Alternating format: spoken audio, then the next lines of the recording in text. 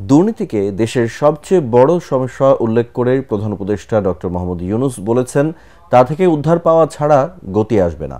রাতে রাজধানীর চীন মৈত্রী সম্মেলন কেন্দ্রে বাংলাদেশ প্রশাসনিক সার্ভিস অ্যাসোসিয়েশন আয়োজিত এক অনুষ্ঠানে এসব কথা বলেন তিনি।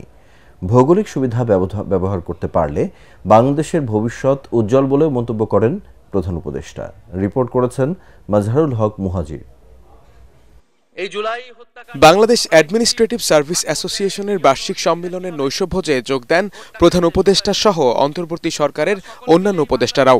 রাজধানীর চীন মৈত্রী সম্মেলন কেন্দ্রে প্রশাসনিক কর্মকর্তাদের উদ্দেশ্যে দিক নির্দেশনামূলক বক্তব্য রাখেন উপদেষ্টারা। ডক্টর মোহাম্মদ ইউনূস স্যারের মতো যখন একজন নোবেল লরিয়েট আমাদের মাথার উপর থাকেন। এ সময় তথ্য উপদেষ্টা নাহিদ জানান, সুষ্ঠু নির্বাচন কিভাবে হয় তা হয়তো ভুলেই গিয়েছে এদেশের প্রশাসন।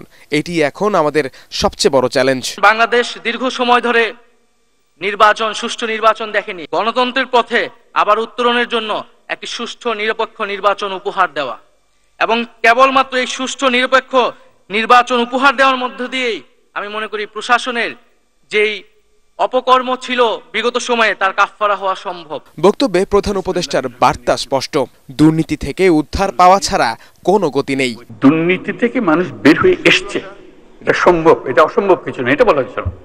শুধু চেষ্টার দরকার, শুধু আমাদের প্রতিজ্ঞার দরকার যে আমরা এটা করব। এটা ছাড়া আমরা যত মিষ্টি কথাই বলি সব অসার। দুর্নীতি থেকে আমাদের বের হতে হবে এবং শিগগিরই হতে হবে। অপেক্ষা করলে হবে না। অপেক্ষা করলে এই আমাদের সমুদ্র কোনো কাজে লাগবে না, আমাদের পর্বত কোনো কাজে লাগবে না। আমাদের তরুণদেরকে আমরা জাহান্নামে ফেলে দিলাম, তারা কোন জাহান্নামে চলে আসলো, এটা কারো মুক্তি পাবে না। এই দুর্নীতি যে কত রকম, আমি শুধু দিয়ে একটা বিষয়ে সম্প্রতি অভিজ্ঞতা অর্জন করেছি বলে বলছি।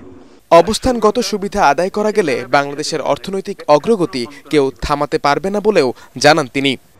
আমাদের কি অপূর্ব সুযোগ, আমাদের সামনেই বিস্তীর্ণ মহাসাগর, আমাদের উপকূল ভূমি, সাগরের সঙ্গে আমাদের লাগোয়া উপকূল।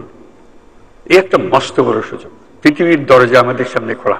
আমরা দিন ব্যবহার করতে জানিনি, এখন যে মুহূর্তে এটার ব্যবহার শুরু করব, আমাদের অর্থনীতিকে লোহার দড়ি দিয়ে বেঁধে রাখলে ওর বেঁধে রাখতে পারবে না। বাংলাদেশকে আটকে রাখার কোনো ক্ষমতা কারো নাই। আমরা মহা সৌভাগ্যবান এক জাতি, তার অবস্থানের কারণে। সেই জাতির দুঃখ কেন থাকবে আমি বুঝতে পারি না।